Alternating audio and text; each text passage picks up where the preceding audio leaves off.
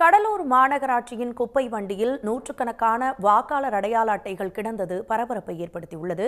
கூடுதல் விவரங்களை செய்தியாளர் கண்ணதாசனிடம் கேட்கலாம். கண்ணதாசன், இந்த வாக்காளர் அடையாள அட்டை குப்பை கிடங்கில் இருக்கின்றது எவ்வாறு கண்டுபிடிக்கப்பட்டது? இது குறித்த விவரம் என்ன?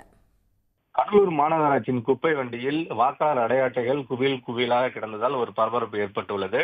கடலூர் மஞ்சக்குப்பம் பில்லுக்கடை சந்து தெருவில் மாநகராட்சிக்கு சொந்தமான குப்பை அள்ளும் வாகனங்கள் அங்கு நிறுத்தி வைக்கப்படுவது வழக்கம். இந்த நிலையில்தான் வழக்கம் போல இன்று காலை குப்பை வாகனத்தை எடுப்பதற்காக கடலூர் மாநகராட்சி தூய்மை பணியாளர்கள் எடுத்துச் செல்ல முயன்ற போது அதில் குவியலாக வாக்காளர் அடையாள அட்டைகள் அதிக அளவில் கிடைப்பதைக் கண்டு அதிர்ச்சி அடைந்தனர்.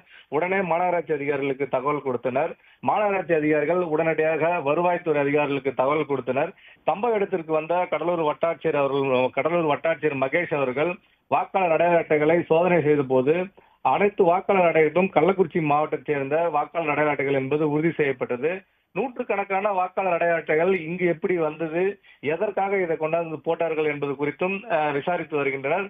மேலும் கள்ளக்குறிச்சி மாவட்ட வாக்காளர் அடையாள அட்டைகள் தேர்தல் வாக்குப்பதிவின் போது வைக்கப்படும் மை, சீல் மற்றும் தேர்தல் பணிக்கு செல்லுபவர்கள் அணிந்துள்ள பேட்ச், தேர்தலுக்கு பயன்படுத்தப்படும் பொருட்கள் இருந்ததை கண்டும் அதிர்ச்சி அடைந்தனர். மேலும் இந்த பொருட்களை எல்லாம் எப்படி இங்கு வந்தது என்பது குறித்து வட்டாட்சியர் மகேஷ் அவர்கள் இப்ப கைப்பற்றி விசாரித்து வருகின்றார். மாநகராட்சி குப்பை வாகனத்தில் குவியலாக வாக்காளர் அட்டைகள் கிடந்தது ஒரு கடலூரில் பரபரப்பை ஏற்படுத்தியுள்ளது. உடனுக்குடன் செய்திகளை தெரிந்து கொள்ள சன் நியூஸ் பெல் ஐகானை கிளிக் பண்ணுங்க.